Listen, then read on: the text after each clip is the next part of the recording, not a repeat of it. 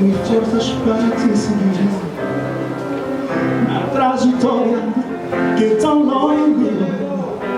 Dê-me forças para te seguir. Tu conheces o meu coração. Oh Deus, tu conheces o meu coração.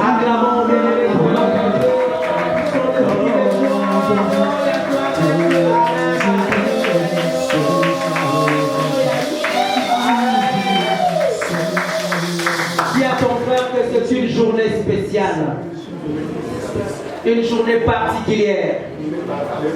Voilà. C'est un bien-aimé qui a beaucoup de talent et son talent puisse nous bénir aujourd'hui. Dê-me forças para te seguir. Dê-me forças para te acompanhar na trajetória tão longa. Dê-me forças para te seguir na trajetória que é tão longa. Dê-me forças para te seguir. Tu conheces o meu coração. Oh Deus, tu conheces o meu coração. Oh Deus, tu és o Deus, seja louvado. Na minha vida, seja louvado. És o Deus, seja louvado. Na minha vida, seja louvado. Na minha família, seja louvado. Tu és o Deus, seja louvado. Tu és o Deus, seja louvado. Yeah. Oh não, seja louvado. Seja exaltado. Dê-me forças para te seguir. Dê-me forças para te orar. Minha oração de cada dia é aconchegar. Se eu faço o mal para mover as montanhas e dizer enquanto se por quando te amo.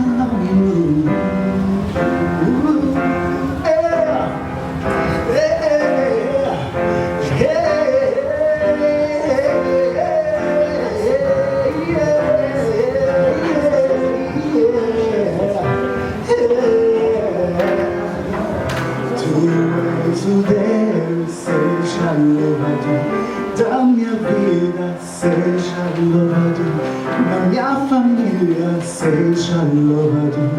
Tu és o Deus, seja louvado, na minha família. Tu és o Deus. Je crois que tout le monde connaît ces chansons, là. Alors, j'aimerais qu'on chante tous ensemble. C'est juste comme ça. Localizando Yahweh Nambuya.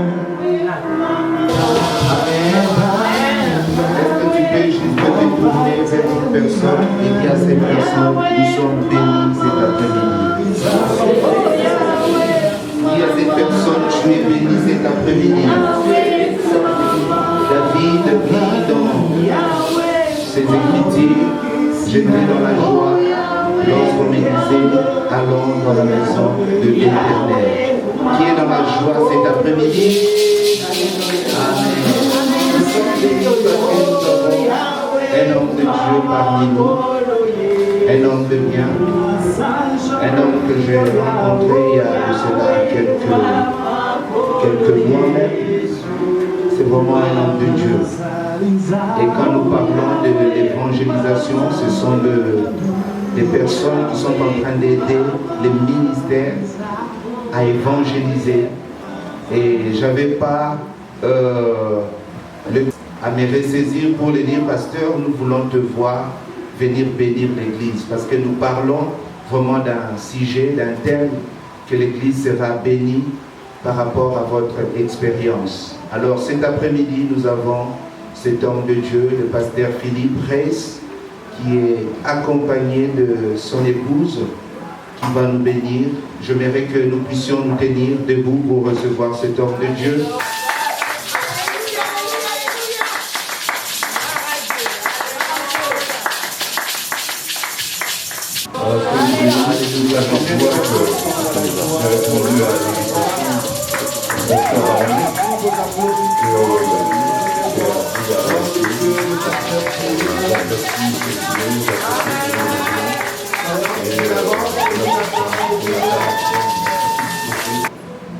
Je suis très heureux d'être là, d'être heureux de vous rencontrer, de pouvoir partager quelque chose d'important qui est l'évangélisation, sans laquelle l'Église ne peut pas subsister, sans laquelle l'Église meurt finalement.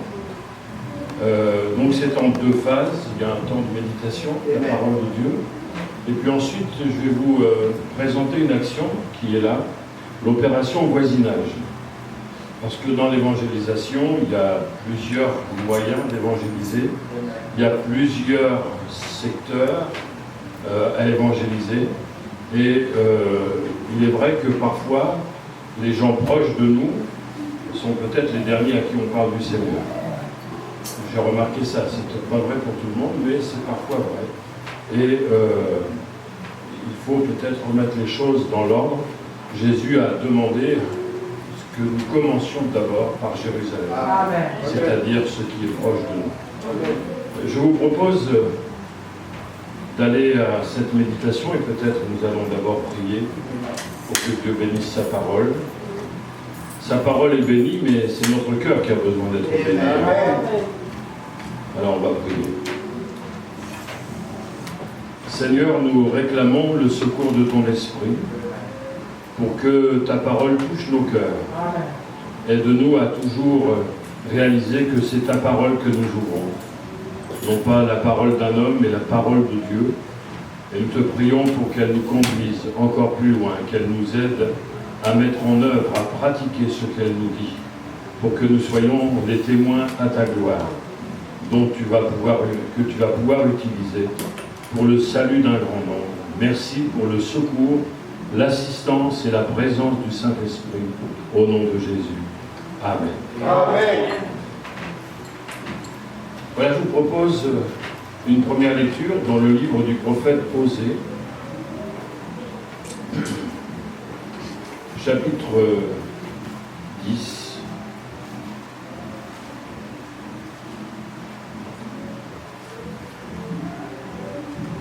Verset 12.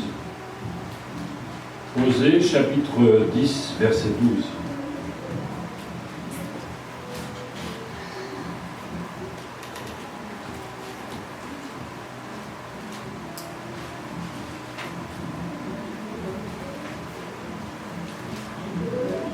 Nous lisons ceci. Semez selon la justice, moissonnez selon la miséricorde, défrichez-vous un champ nouveau. Il est temps de chercher l'Éternel jusqu'à ce qu'il vienne et répande pour vous la justice, etc., etc. Alors, il y aurait plusieurs interprétations et plusieurs applications de ce verset. Mais celle que je ferai, c'est de dire que finalement, nous sommes appelés à défricher un champ nouveau. Ça a deux sens. C'est-à-dire un nouveau champ. Parfois, on travaille toujours dans les mêmes endroits. Ou ça peut vouloir dire aussi de retravailler un champ qu'on a abandonné. C'est-à-dire toujours explorer de champs nouveaux. D'ailleurs, quand on découvre comment Israël s'est emparé de Canaan, il fallait que chaque tribu investisse un endroit bien particulier pour posséder le territoire. Mais là aussi, cela comporte cette idée de retravailler là où on a déjà travaillé et peut-être là où on s'est un peu découragé. Parfois, on sème aux mêmes endroits, puis ça ne donne rien. Et la tentation, c'est de se décourager. Alors quand on parle de champ, ça peut être un quartier, mais ça peut être un cœur, une vie, une famille. Il y a peut-être aussi des membres de famille avec lesquels on peut se décourager. Mais finalement, il ne faut jamais se décourager. Pourquoi ? Parce que la parole de Dieu nous encourage à ne jamais nous décourager. Et pourquoi elle nous encourage à ne jamais nous décourager? Parce que nous avons tendance à nous décourager. Et il y a des choses décourageantes. Non, pas vous? Ouais. Il y en a au moins un. Mais les autres n'osent pas le dire. Mais c'est vrai qu'il y a des personnes qui paraissent tellement au style fermé. Mais il faut toujours écouter et croire ce que le Seigneur dit. Dans le livre de l'Ecclésiaste, au chapitre 11 et au verset 6,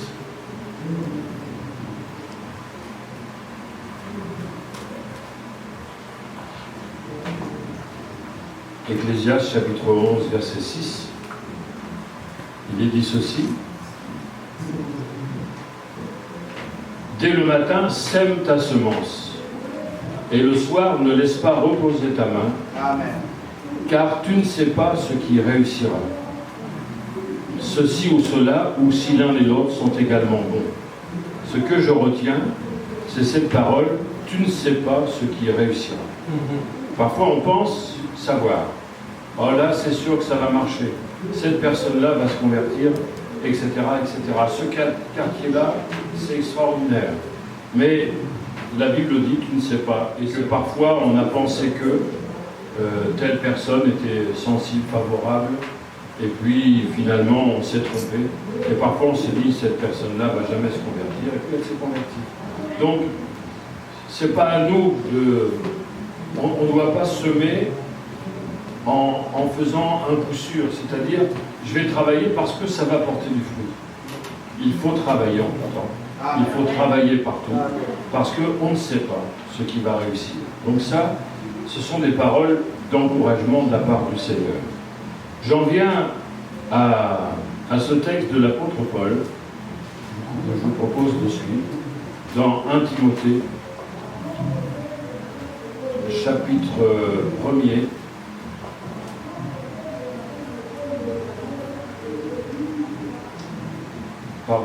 chapitre 2.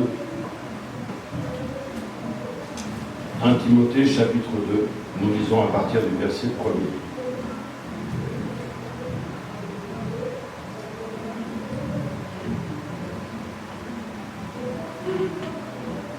Timothée, chapitre 2, verset 1er. J'exhorte donc avant toute chose, donc en tout premier lieu, à faire des prières, des supplications, des requêtes, des actions de grâce pour tous les hommes, pour les rois et pour tous ceux qui sont élevés en dignité, afin que nous menions une vie paisible et tranquille, en toute piété et honnêteté. Cela est bon et agréable devant Dieu notre Sauveur, qui veut que tous les hommes soient sauvés et parviennent à la connaissance de la vérité. Car il y a un seul Dieu, et aussi un seul médiateur entre Dieu et les hommes, Jésus-Christ, homme, qui s'est donné lui-même en rançon pour tous. C'est là le témoignage rendu en son propre temps, et pour lequel j'ai été établi prédicateur et apôtre, je dis la vérité, je ne mens pas, chargé d'instruire les païens dans la foi et la vérité. Je veux donc que les hommes prient en tout lieu, en élevant des mains pures, sans colère ni mauvaise pensée. Ce texte est un véritable miracle quand on considère qui l'a écrit.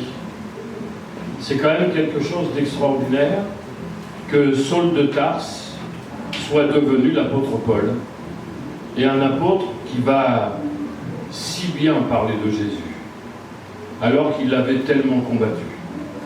C'est donc un texte miraculeux qui incite les croyants de tous âges à devenir des évangélistes. Saul se rappelle quelle a été l'influence dans sa vie de la première Église.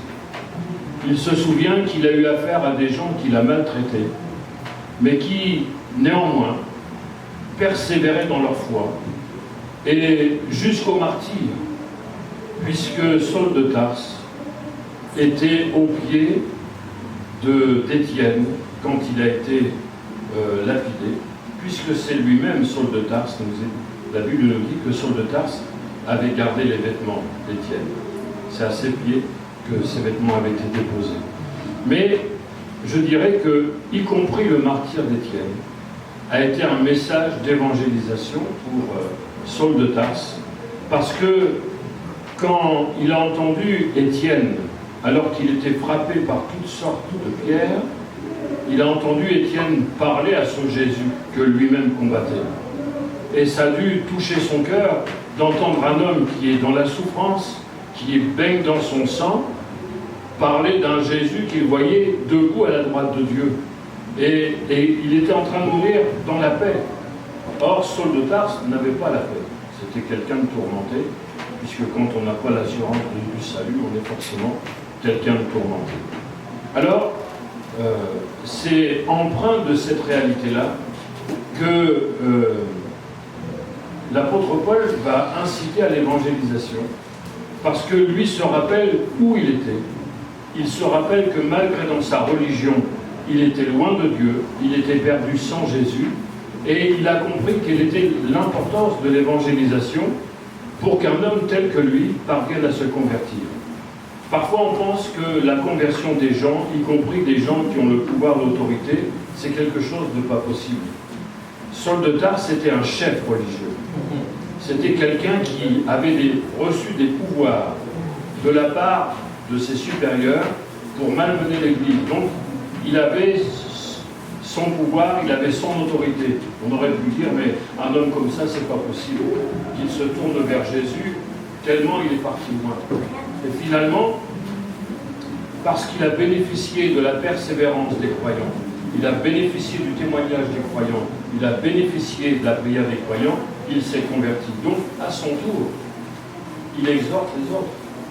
Il leur dit, voilà ce qu'on a fait pour moi, faites-le pour les autres. Il faut le faire pour les autres. Parce que, justement, on ne sait pas qui va répondre et qui ne va pas répondre. Donc, il invite à l'évangélisation au travers de 3 axes. Et ces 3 axes, ils sont indispensables quand on veut faire de l'évangélisation. Le premier, c'est la prière. Rien ne se fait sans la prière. Rien ne peut porter le fruit sans la prière. Elle doit être avant, pendant et après, c'est-à-dire en tout temps, comme le Seigneur l'a demandé. Et on peut remarquer en passant que Paul utilise 3 termes pour parler de la prière. On pourrait dire c'est pareil, prière, supplication, requête. Mais finalement, au travers de ces 3 mots, il parle de 3 choses. La première, la prière, il parle de besoin. Donc, le salut des hommes, c'est un besoin. Ensuite, il parle de supplication. Le mot supplication, la supplication concerne un service, c'est-à-dire que la prière est aussi un service.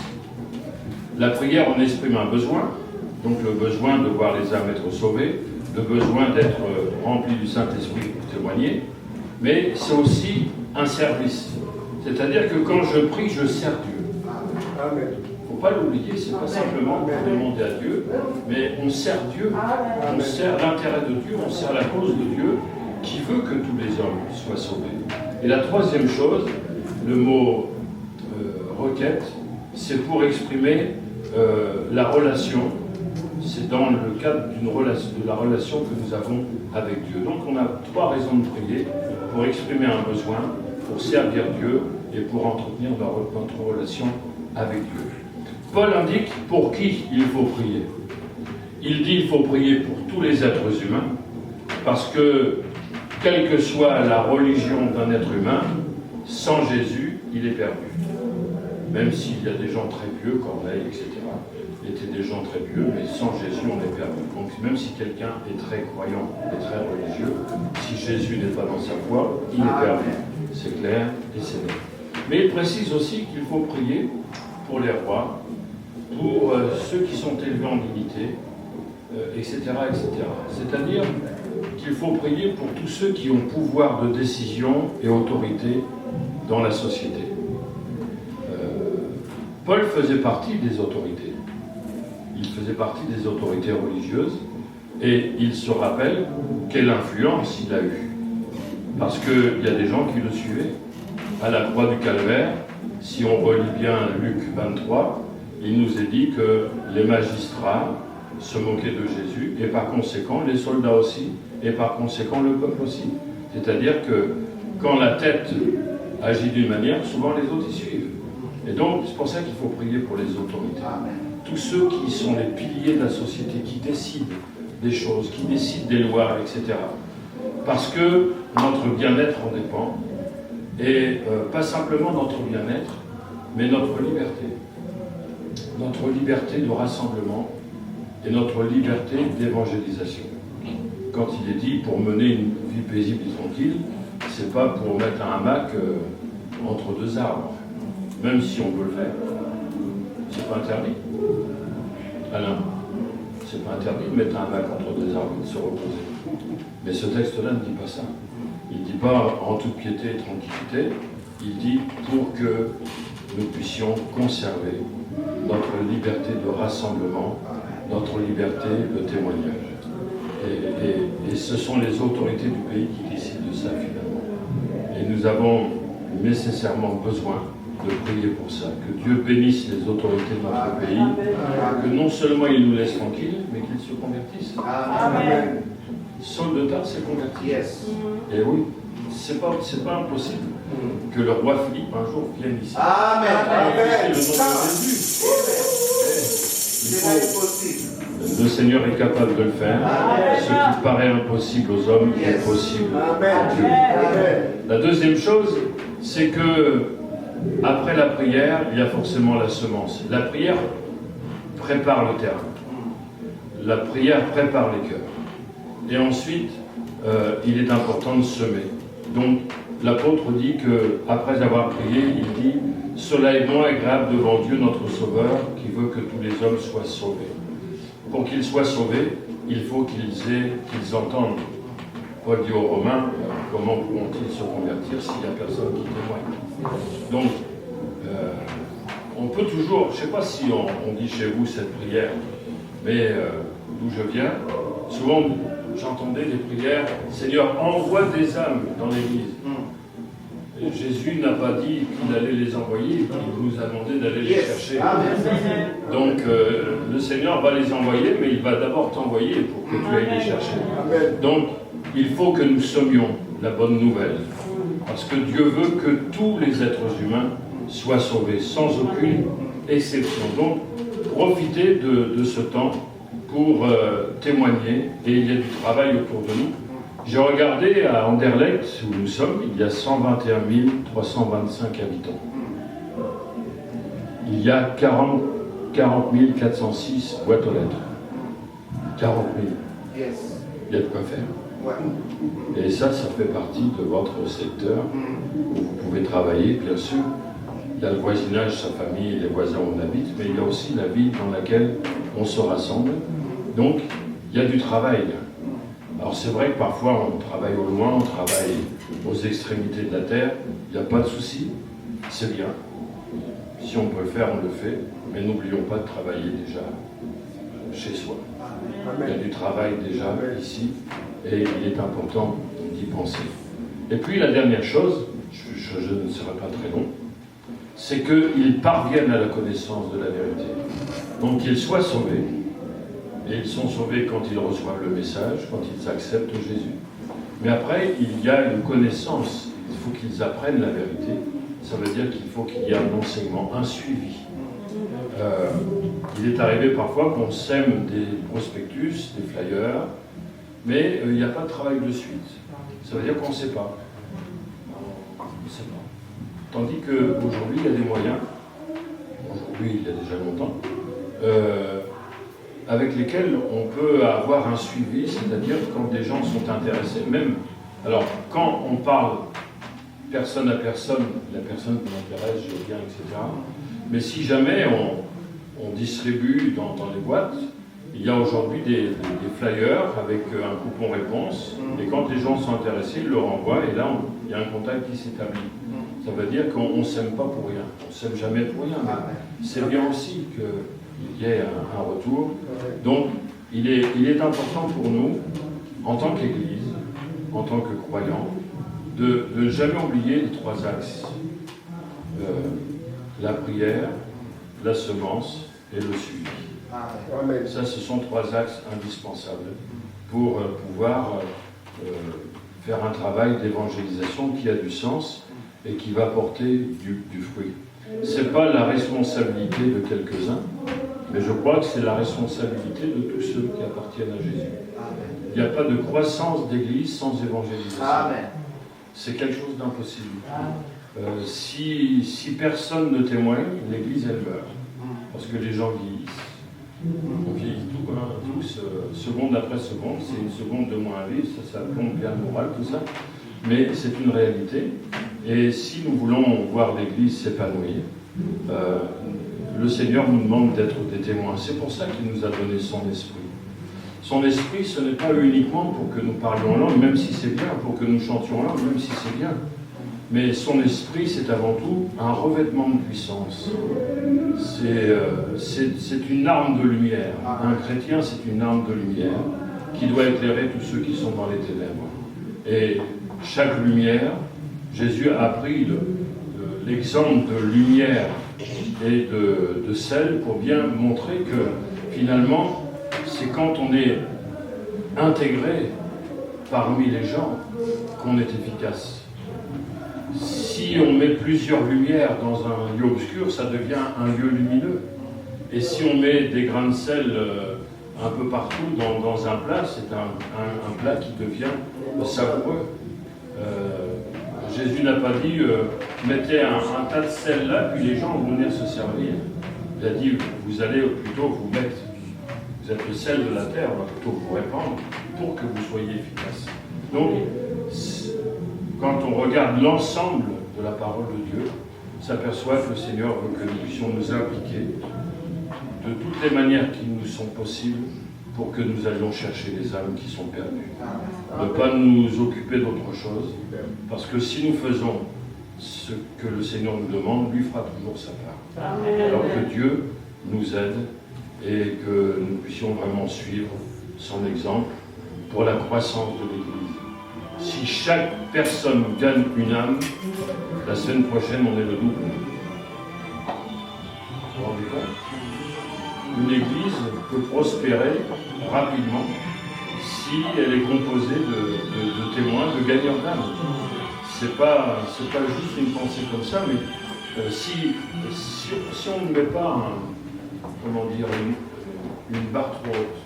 Mais si chaque chrétien se dit dans l'année, je vais gagner une personne, au bout d'un an, l'Église a doublé. Amen. Vous réalisez ce que ça fait dans 10 ans? On va changer de local. Ou multiplier les réunions. Amen. Il y a toujours des solutions. Voilà, que le Seigneur bénisse sa parole. Quelqu'un peut prier pour la parole, s'il vous plaît. Seigneur notre Dieu, nous te disons merci pour ton serviteur que tu as utilisé pour nous donner des pistes nouveaux concernant l'évangélisation, Seigneur. Merci, Père, parce que des fois nous oublions ceux qui sont à côté de nous. Des fois nous oublions, Seigneur, de Tout-Puissant, d'y aller encore là où on était déjà parti pour évangéliser.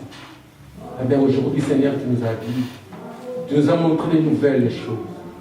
Merci pour cette parole puissante. Merci pour cette parole qui a touché nos cœurs. Merci pour cette parole qui nous a édifiés. Merci pour cette parole qui nous a donné la force de nous mettre encore debout, d'aller chercher des âmes. Car c'est ça ta demande, ô Seigneur Dieu Tout-Puissant. J'ai béni chaque cœur qui a entendu cette parole. J'ai béni chaque cœur qui a gardé cette parole. Que cette parole, ô Seigneur Dieu Tout-Puissant, se multiplie dans nos cœurs. Que cette parole, Seigneur Dieu Tout-Puissant, nous met debout. Que cette parole nous bouge afin d'aller chercher les âmes selon ta parole, ô Seigneur. Bénis l'homme qui nous a parlé. Bénis le canal que tu as utilisé encore une fois de plus, Seigneur, cet après-midi pour nous révéler des choses cachées. Jésus, renouvelle encore, Seigneur le Tout-Puissant, son ministère, bénis encore son ministère davantage. Amène-lui encore là où il n'est pas encore arrivé dans le ministère, pour la gloire à ton nom. Seigneur, merci pour cette occasion. Nous te disons merci pour ta parole. Que ton nom soit glorifié à jamais. Dans le nom puissant et merveilleux de notre Seigneur Jésus-Christ, nous avons ainsi prié et nous disons merci Seigneur Jésus-Christ. Merci Seigneur Jésus-Christ. Amen. Amen. Après l'été, on y arrive bientôt. À partir de septembre, on va lancer, donc je lance aujourd'hui officiellement, vous êtes les premiers bénéficiaires de l'opération voisinage. L'opération voisinage, comme son nom l'indique, c'est s'occuper d'une manière particulière de nos proches, famille, voisins. Voisins où on habite, voisins où on se rassemble aussi, bien sûr. Il y a 3 axes, on les retrouve parce que c'est indispensable. La préparation par la prière, la distribution, donc je vais vous présenter plusieurs brochures d'évangélisation et des brochures aussi pour la formation de disciples. Donc déjà, vous avez une première idée des brochures que je vais vous développer. Voilà, il ne faut pas que je déchire. Voilà, 3 étapes pour témoigner. Les flyers, la plus grande histoire de tous les temps, en trilingue ou en français.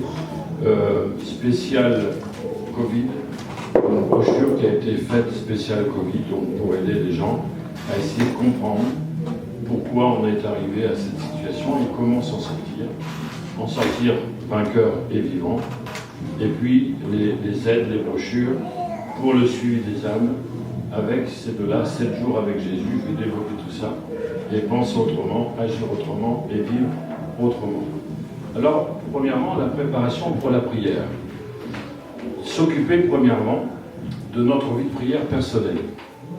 Au travers de cette petite brochure qui s'appelle 31 priorités pour la croissance de notre vie de prière. Chaque jour, et donc c'est pas pour un mois, c'est pour toute l'année, grandir dans notre vie de prière, dans notre vie spirituelle par le moyen de la prière, avec chaque jour une pensée, prier pour un esprit de rigueur. Donc il y a un verset de 2 Pierre chapitre 1er, à cause de cela même, faites tous vos efforts pour joindre à votre foi, etc., etc. Et après, recherche personnelle, la volonté d'aller jusqu'au bout. Donc, ce sont vraiment des thèmes qui vont propulser notre vie chrétienne et qui deviennent des sujets de prière.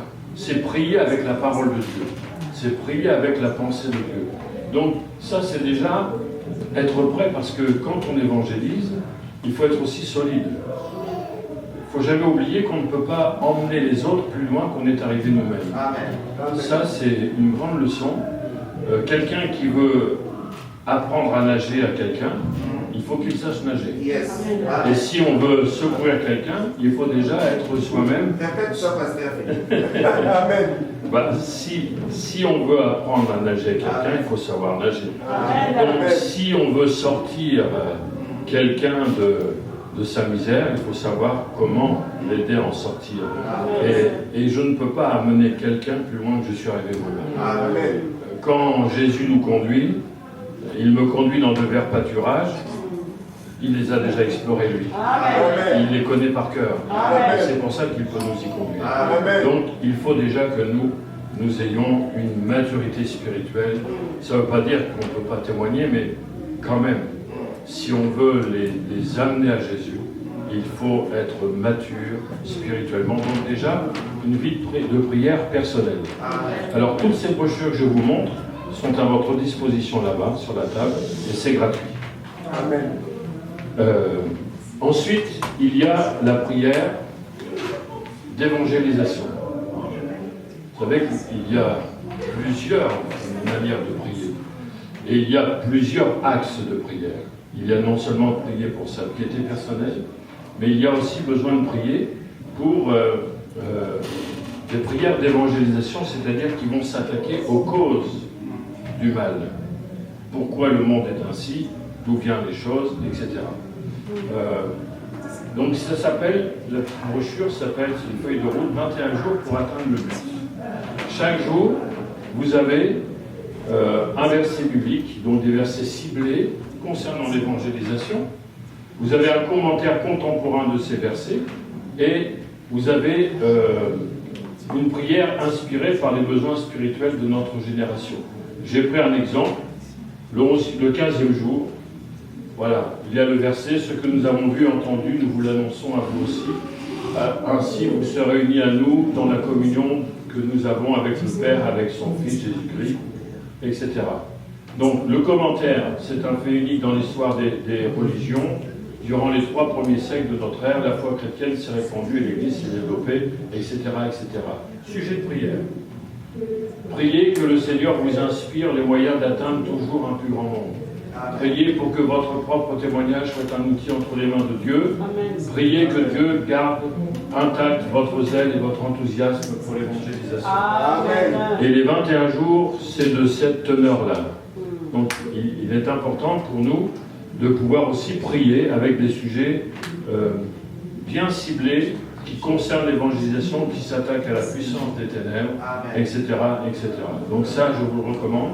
Alors, si vous avez autour de vous des croyants qui sont néerlandophones, on l'a également en néerlandais.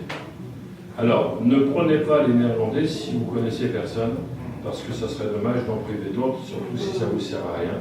Si vous êtes comme moi, si vous comprenez aussi bien le néerlandais que le chinois, là j'ai prié tous les jours pour elle.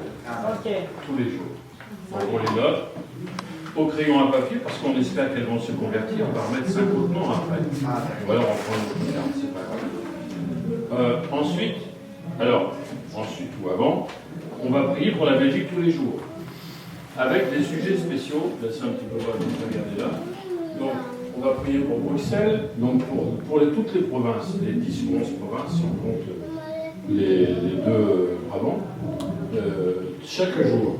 Et avec des thèmes particuliers, par exemple ici, l'Église et l'unité, les foyers et les familles, l'éducation, l'économie, le gouvernement, la sécurité et la justice. C'est-à-dire, chaque jour, chaque semaine, on cible des choses particulières.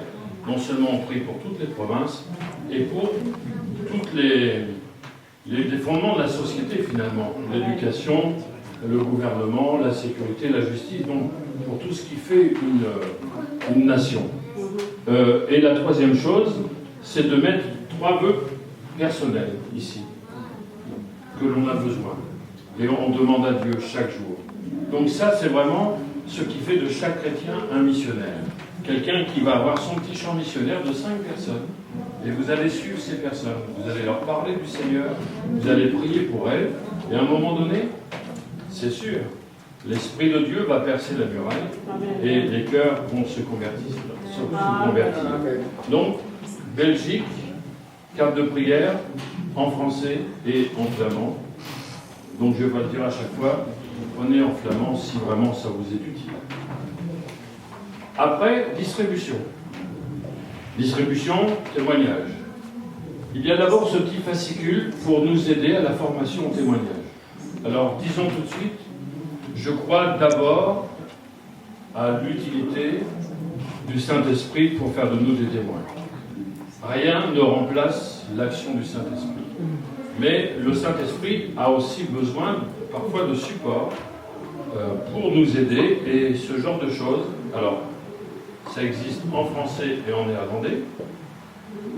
Comment témoigner en 3 étapes. Pour résumer cette brochure, vous avez, voilà, en quoi cette brochure va vous aider.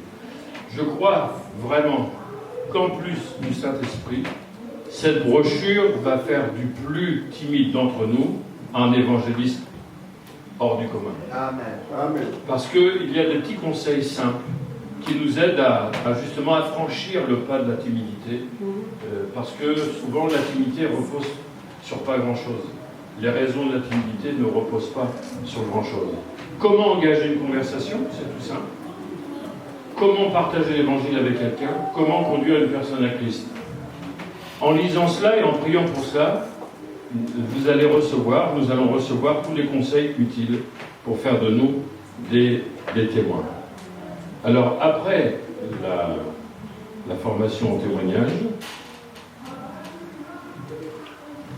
j'y vais doucement parce que c'est que du papier, donc je voudrais que ça dure un petit peu. C'est tout frais de samedi, ça. Je l'ai fait exprès pour aujourd'hui, comme vous êtes les premiers, pas les seuls, mais vous êtes les premiers. Donc, je voulais que ça soit prêt pour aujourd'hui. Amen. Alors là, il y a quelque chose qui manque. Voilà, il est là. Bah oui, c'est celui-là. Je vais trop vite. Voilà. Je l'appelle lui l'évangéliste. Parce que c'est un flyer vraiment fait pour ça. D'abord, il a été fait pour ça, mais il est extraordinaire de par sa simplicité. Il ne faut pas chercher les choses compliquées. Parfois, on se fait plus plaisir par les choses compliquées que c'est efficace. La plus grande histoire de tous les temps, et je peux vous donner aussi un petit moyen, comment le distribuer. Alors, on le met dans la boîte, ou on peut en parler à quelqu'un, surtout quand ce sont des proches. Pour distribuer ce flyer, il faut juste dire aux gens à qui on distribue, pour vous, quelle est la plus belle histoire dont vous ayez pu entendre parler. Là, même si vous n'avez pas dit qui vous êtes, les gens vont vous répondre. Ils vont vous raconter n'importe quoi, leur famille, leurs voisins, le grand-père qui a fait ça, la tante machin qui a fait ça, ou ils vont parler d'un fait d'histoire si on a affaire à un étudiant. Et puis une fois qu'ils ont répondu, on dit bah, c'est bien, mais moi je vais vous raconter ce qui est pour moi la plus grande histoire, la plus belle des histoires. Amen. C'est l'histoire d'un ami merveilleux. Alléluia. Qui est toujours là quand j'en ai besoin, qui a été même prêt de donner sa vie pour moi. Je peux l'appeler quand je veux, quand j'ai besoin, c'est un ami fidèle, etc. Et forcément, on lui parle de Jésus. C'est tout simple. C'est tout simple. Et je crois que c'est à la portée de chacun. Si on développe le contenu de ce flyer, vous allez voir qu'il est un peu plus simple. Vous connaissez les sigles The Four. Alors c'est ces signes-là. Alors il y a eu des bracelets qui ont été faits, qui sont aussi des moyens d'évangélisation, parce que quand vous avez un bracelet avec ces signes-là, vous êtes sûr qu'une personne sur 10 va vous dire ça veut dire quoi. Ah, c'est toi, je vais te le dire. Ça veut dire que Dieu t'aime. Yes. Mais qu'il y a un problème entre lui et toi. C'est ton péché. Et il a apporté la solution au travers de la croix. Amen. Amen. Maintenant, qu'est-ce que tu vas faire? Alléluia. Et c'est exactement ce qui est dit là. Amen. En anglais, en français, en néerlandais. Dieu m'aime, mais il y a une séparation entre lui et moi. Mais Dieu ne s'est pas arrêté à ça, il a envoyé son fils qui a donné sa vie. Et maintenant, qu'est-ce que tu vas faire? C'est quoi ton choix? Amen. C'est en 2 minutes. Vous voyez? En 2 minutes, vous avez parlé du Seigneur. Amen. Et vous pouvez rencontrer des gens en 3 langues. Alors, il y a celui-ci en trilingue, et il y a celui-ci uniquement en français. Donc, en fonction des personnes que l'on rencontre, des lieux où on va, on choisit le flyer dont on a besoin. Et à chaque fois, il y a un endroit où vous pouvez mettre l'adresse de l'église. Comme ça, les gens savent aussi si c'est quelqu'un dans la rue. Alors, chose que je n'ai pas amenée ni précisée, quand vous mettez des prospectus dans les boîtes, vous pouvez les accompagner avec des cartons réponses. Donc, il faut les intégrer dedans, parce que ces cartes réponses, ils contiennent 2 choses importantes. La première, c'est que les gens qui reçoivent ça peuvent nous écrire pour demander des brochures, un Nouveau Testament ou d'autres brochures. Donc ils nous renvoient. Mais nous, on renvoie ce carton réponse à l'église qui a distribué. Parce que c'est à vous, l'église, ensuite, d'aller voir les personnes chez elles, puisque quand elles répondent, elles mettent leur adresse, puisque nous, on leur envoie des choses. Et donc c'est ça, finalement. Ce carton réponse qui est renvoyé à l'église et il manque des brochures. Ça veut dire qu'on distribue, les gens nous répondent et nous, on vous renvoie le carton-réponse. La boucle est bouclée. C'est comme ça qu'on fait le suivi. Donc la personne qui est intéressée n'est pas laissée simplement à la maison. Ah ben ça m'intéresse, mais je vois personne. Mais parce qu'après, l'Église va visiter. En tout cas, des personnes qui sont recommandées par le pasteur. Je ne sais pas comment vous organisez, mais c'est comme ça que l'on pratique. Alors, donc celui-ci, je viens d'en parler. On en vient à celui-ci, en sortir vainqueur et vivant. Vous voyez, c'est toujours des formats de poche faciles à avoir sur soi pour les distribuer. Donc, finalement, cette brochure qui a été faite courant le mois de mai-juin, c'est quelque chose de récent puisque c'est le Covid. Donc, cette brochure répond à quelques questions. Comment sommes-nous arrivés là? Que nous enseigne cette crise? Et sur le plan personnel, quelles leçons je dois en tirer? Donc, ceux que vous avez autour de vous, il y a des gens qui se posent des questions, il y en a qui ne s'en posent pas, mais il y a quand même des gens qui se posent des questions. Bien, vous pouvez les aider avec ça. Alors, soit distribuer dans les boîtes, ce que des églises ont fait, donc directement distribuer dans les boîtes, ou donner main à la main à des gens qui sont autour de nous et qui se posent des questions. Donc, ça c'est brûlant d'actualité. La CMM essaie de suivre les choses et de répondre aux besoins. Forcément, parfois, il y a toujours un petit temps, le temps de l'écrire, le temps de l'éditer, de l'imprimer, mais ça arrive à se faire. La troisième et dernière chose, la formation des disciples. Alors, j'ai amené des exemplaires de ces deux choses. Alors, 7 jours avec Jésus, il existe aussi en néerlandais. Alors, ça, on ne le donne pas à tous les chrétiens, mais simplement aux responsables. Donc, aujourd'hui, comme Alain m'a invité, je vais les lui laisser. J'en ai dans la caisse. Oui, c'est un chat. Mais on en redonnera d'autres, hein, s'il y a des frères qui veulent, il n'y a pas de souci. Comme je ne savais pas trop qui j'allais rencontrer aujourd'hui, j'ai pensé à Alain, mais il y en aura pour vous aussi. Hein. En tout cas, pour les responsables. Donc, je ne sais pas combien vous êtes, on va me le dire. Vous êtes combien de responsables dans cette église? 4. Alain y compris? D'accord. Donc, parce que Alain, j'ai prévu, mais par Alain, je vous ferai transmettre. Il n'y a pas de souci. Vous comprenez, hein, c'est pas que je voulais vous manquer de respect, mais je ne savais pas. Je ne savais pas. Donc, ces deux choses. Formation des disciples. Alors, ces deux ouvrages sont complémentaires. Le premier, c'est pris avec 7 paroles que Jésus a prononcées, 7 paroles importantes. On sait que tout ce que Jésus a dit, c'était important, mais il y a quand même des paroles qui sortent un peu du lot, au hasard, même si le hasard n'existe pas. Par exemple, tout est accompli. C'est une parole importante. Donc, une fois que les personnes ont répondu, il y a plusieurs possibilités. Soit que vous faites des séances de formation de disciples à l'église, ou alors vous allez directement chez les gens.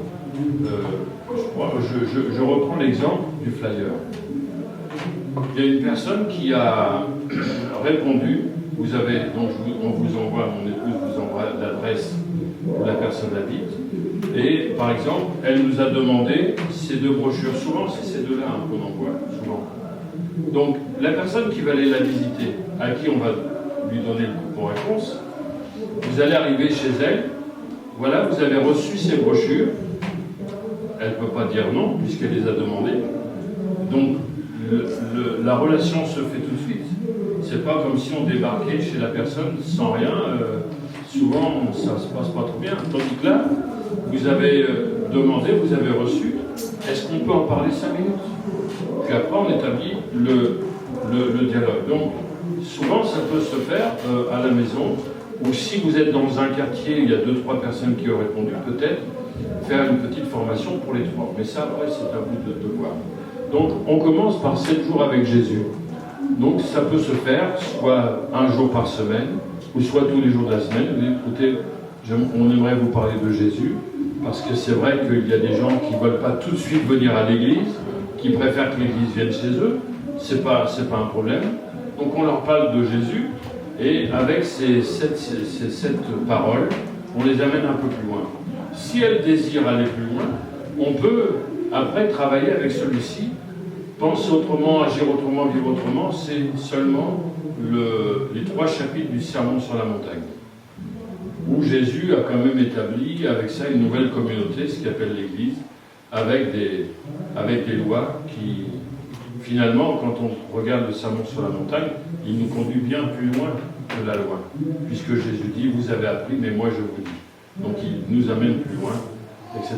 Donc, pour faire les premiers pas dans la vie chrétienne, celui-ci, ça permet de consolider la foi, en tout cas la foi pour être sauvé, et ensuite ça consolide le comportement chrétien, comment être chrétien avec la parole du Seigneur. Donc ça c'est les premiers pas. Il y a d'autres ouvrages, mais déjà si on travaille avec ça, c'est bien. Voilà la présentation que je voulais vous faire. Si vous avez des questions, vous n'hésitez pas. Amen.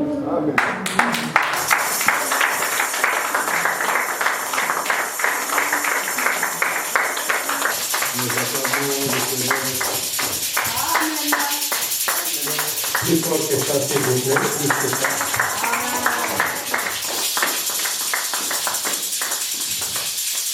Amen. Encore une fois, non, à la fin.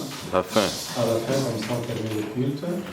Un grand merci, Pasteur Philippe, pour les services. Amen. Amen. Donc, mettez-vous rapidement. Donc, j'ai vu beaucoup de questions qui ont été posées concernant la prière. Que Dieu vous bénisse. Alors, nous sommes en train de donner des cours chaque mercredi, à partir de 19h à 20h. Alors, soyez là.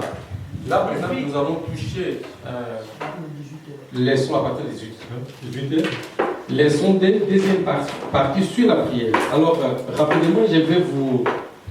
ce que j'ai vu, je demande que Dieu bénisse l'homme de Dieu, parce que là, il nous a introduit quelque chose de très important. Sorte de prière. La prière demande, qui peut demander, comment demander, pourquoi nos demandes restent-elles insatisfaites, pourquoi demander, tout ça nous allons parler de ça si vous venez bien entendu, chaque mercredi à partir de 18h. La prière de confession, la prière de supplication ou d'adoration, la prière d'adoration de louange, la prière d'autorité, la prière d'intercession. Donc tout ça, si vous êtes là, nous allons, à la fin, nous allons distribuer des syllabistes, mais d'abord, nous allons faire en sorte de vous expliquer à la profondeur pourquoi prier pour ne pas tomber en tentation, pour livrer la bataille avec l'ennemi, parce que la chair est faible, l'esprit est bien disposé. Tout cela, nous allons parler de la prière de délivrance, auto-délivrance, c'est comment toi-même tu peux prier pour que l'ennemi soit loin de toi. La prière qui sanctifie, la prière qui guérit, pour dialoguer avec les pères, ça aussi c'est très important. Vous devez savoir que la prière c'est aussi un dialogue. Comment prier, éviter les multiples vaines paroles dans la prière, comment faire cela. Donc il y a aussi des versets bibliques. Donc nous vous exhortons d'être là, par exemple, des enseignements sur prier souvent à genoux, élever les mains, prier avec les grands cris, si vous voulez. Donc, il y a tellement beaucoup de choses que nous pouvons apprendre, mais ça dépend de vous. Alléluia. Amen. Vous savez que le dimanche, on n'a pas beaucoup de temps, mais néanmoins, le mercredi, on a des heures de temps. Là, nous allons terminer notre première partie, bientôt là, et nous allons entamer concernant la prière. Ce sont des formations que vous avez besoin. Amen. Amen. Donc, c'était très important de parler de ça, homme de Dieu, que Dieu vous bénisse. Alors, rapidement, prenez vos offrandes. Nous allons bénir l'Éternel, notre Dieu. Et puis, touché, tu veux aussi bénir l'homme de Dieu. Ne manquez pas de donner ton offrande. C'est vraiment aussi un... Moi, je vous donne le communiqué. Sachez-le que mercredi, on est là, prière, à partir de... Pour les musiciens, on est là à partir de 16h30. La répétition, c'est à partir de 16h30. Et la formation commence à 18h pile. Alléluia. Donc soyez là, on a fait la répétition mercredi passé. On a mis. On va donc voilà. Ne manquez pas, c'est mercredi.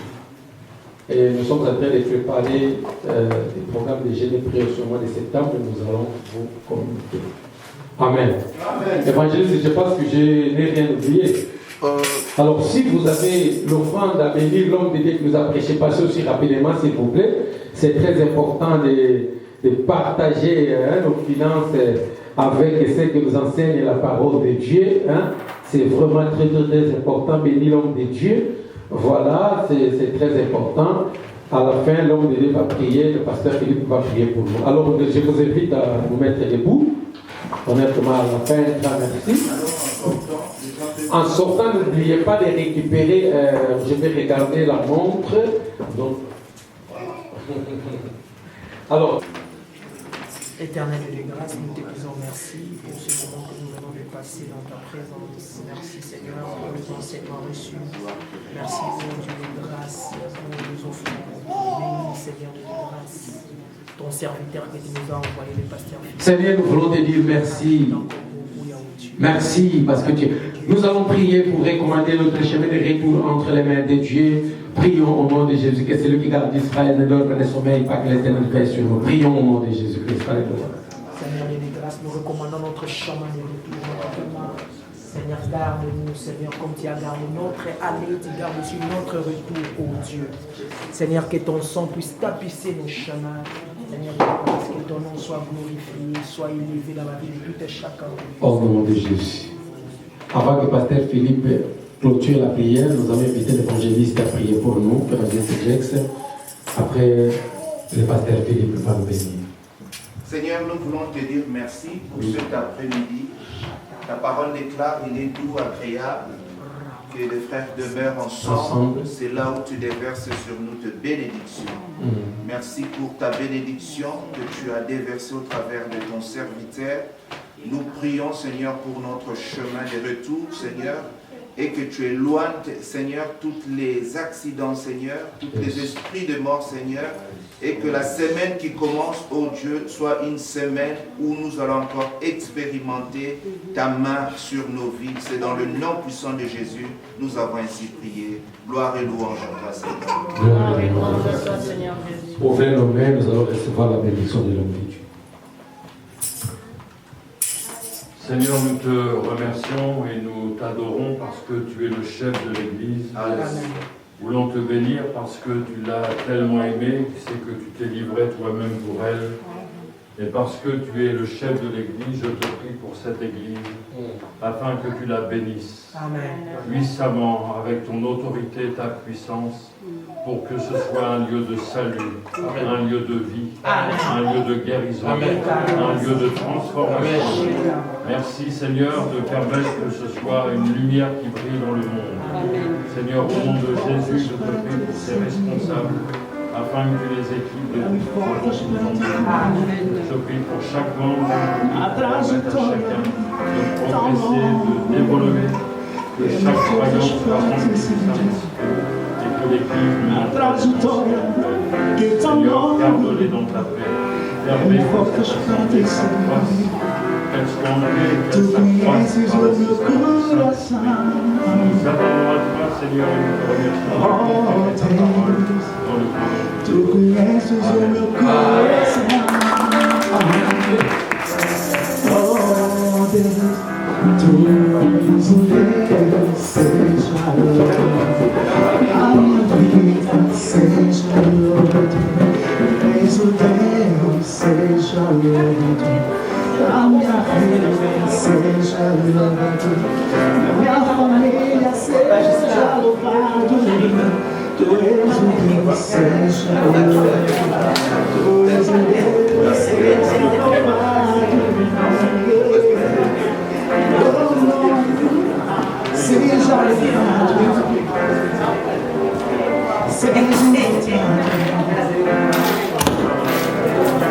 Dê-me forças para te seguir. Dê-me forças para te minha oração de cada dia é aconchegar.